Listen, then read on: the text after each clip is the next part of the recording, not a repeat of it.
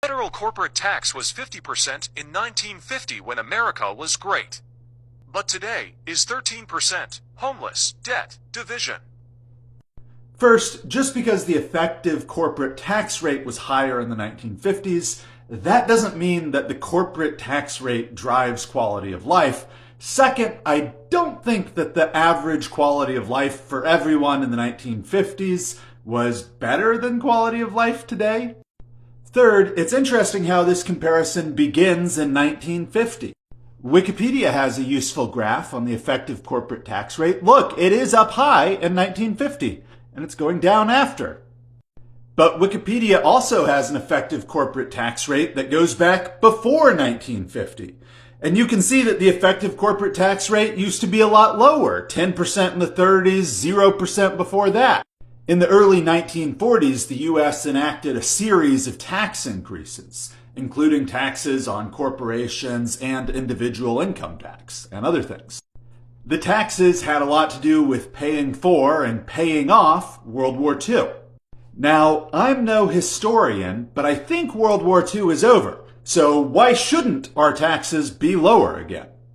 Except, of course, our taxes aren't lower. This is a graph of federal receipts, how much money the federal government gets, as a percent of gross domestic product, the nation's economic output. And you can see back before the 50s, federal receipts as a percent of GDP was very low, less than 5%.